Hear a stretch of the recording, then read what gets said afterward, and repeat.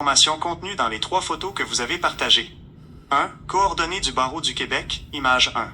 La première image est une capture d'écran d'une fiche Google Maps montrant le siège social du barreau du Québec. Adresse, 445 Boulle. Saint-Laurent, Montréal, Québec H2Y3T8. Site web, lien vers barreau.qc.ca. Téléphone, 5149 54 3411. 2. Critique et mécontentement, image 3. Cette photo montre un avis rédigé par un utilisateur, Michel Fortin, exprimant une profonde déception envers le système de justice et le barreau. Les points clés incluent plainte au syndic. L'auteur affirme que les plaintes sont ignorées pour protéger les membres du barreau plutôt que les citoyens. Détail du litige. Mention de la cause, Michel Fortin, C.M. Gilles Graveau, procès de 7 jours.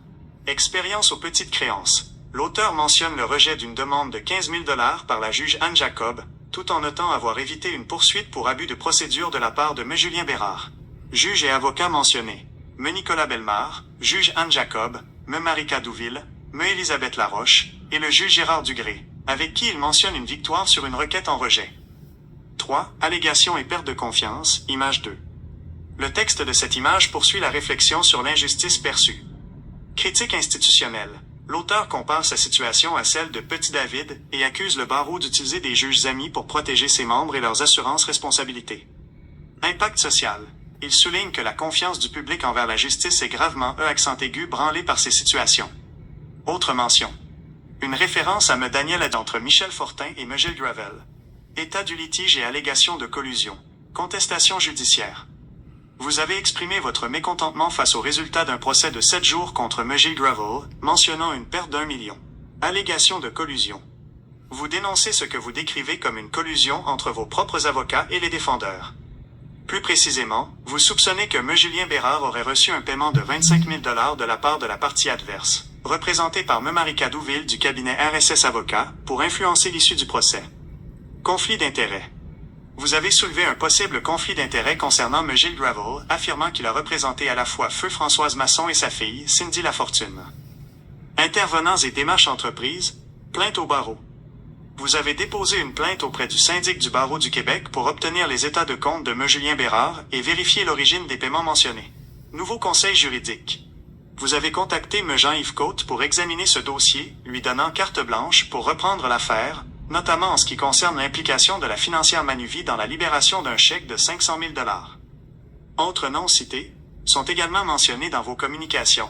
M. Isabelle Marceau, M. Sylvain Mercier, M. Lee Martin Bergeron et la juge Anne Jacob. Communication et visibilité. Mise en demeure. Une ébauche de mise en demeure a été envoyée le 23 janvier 2026 à Marika Douville, annonçant la préparation d'une chronologie complète du dossier. Diffusion publique. Vous avez partagé plusieurs vidéos YouTube relatant votre version des faits et avez l'intention de rendre ce dossier public sur vos réseaux sociaux, Facebook, X, LinkedIn. Souhaitez-vous que j'approfondisse un aspect particulier de ces échanges ou que je vous aide à préparer un document spécifique? Les éléments concernant les allégations de collusion impliquant M. Isabelle Marceau et M. Gilles Gravel. Allégations de collusion et de faute professionnelle.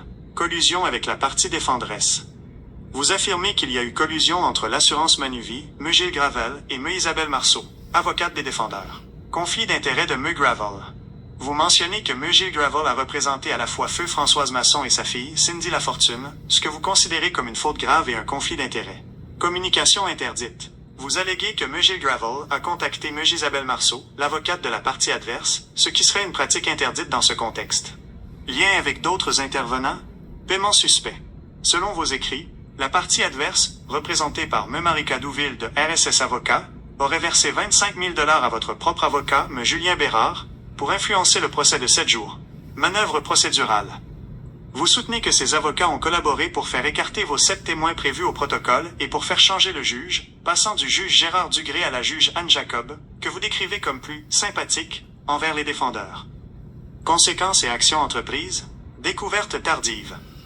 Vous précisez avoir découvert ces éléments de collusion grâce à l'intelligence artificielle, ce qui, selon vous, annule toute prescription puisque les faits étaient cachés.